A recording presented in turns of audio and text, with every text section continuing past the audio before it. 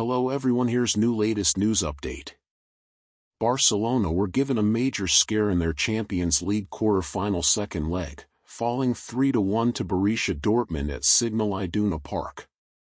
Despite the defeat, their emphatic 4-0 win in the first leg meant they edged through to the semi-finals 5-3 on aggregate.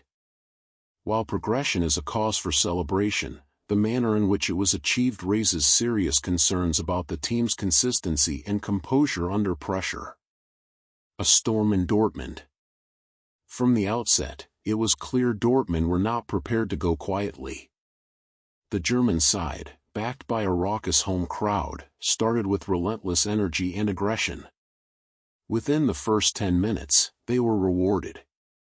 A defensive mix-up led to Wojciech Szczesny bringing down Pascal Gross in the box, and Sergio Guirassy stepped up to dispatch the penalty with confidence. Moments later, Dortmund had the ball in the net again through Gross, but the goal was chalked off for offside, a narrow escape for Barcelona.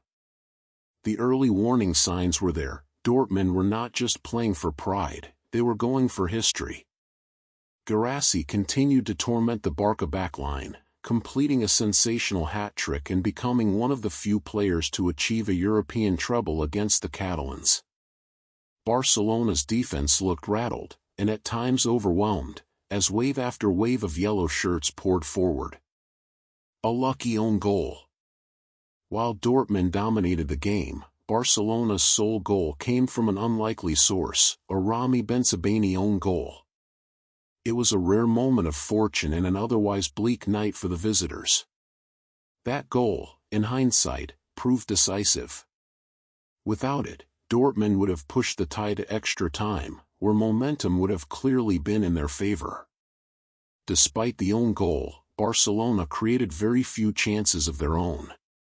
The attacking fluency seen in the first leg was nowhere to be found, replaced by hesitancy and disjointed play. Wojciech Szczesny, usually a steady presence between the posts, had an erratic night. While he made a handful of good stops, his decision to commit for the early penalty and his general distribution added pressure on his own defense. Ronald Araujo looked far from his dominant best. The Uruguayan was guilty of positional lapses and struggled to deal with Dortmund's pace and movement in the final third. Lamine Yamal, the young prodigy, had one of his quietest games in a Barcelona shirt.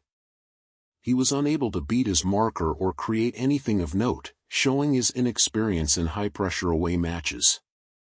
Raphinha, too, was a shadow of the player who has impressed in La Liga. Isolated on the wing and lacking quality service, he failed to provide any spark and was subbed off early in the second half. Robert Lewandowski had minimal involvement, cutting a frustrated figure throughout. The service to him was poor, but the Polish striker also lacked movement and sharpness against a well-organized Dortmund defense. Hansi Flick now faces a crucial period. While his side has made the semi-finals, a huge achievement, this performance will set alarm bells ringing. The lack of control in midfield, vulnerability on the flanks, and poor transitions from defense to attack were all exposed. Flick's tactical setup, which worked perfectly in the first leg, was easily undone once Dortmund pressed high and targeted Barca's fullbacks. There was little adjustment from the sidelines, and the substitutions lacked impact. With the semi-finals looming, this cannot continue. Barcelona's return to the Champions League semi-finals is a big step forward, especially after recent years of European disappointment. However, if they are to reclaim their place among Europe's elite, performances like this must become the exception, not the norm. The next round will bring an even tougher opponent, likely more clinical and less forgiving than Dortmund. Barcelona must regroup, reflect, and rise to the occasion. The quality is there, but the belief and execution must follow. Thank you for watching. Please like and subscribe for latest news update.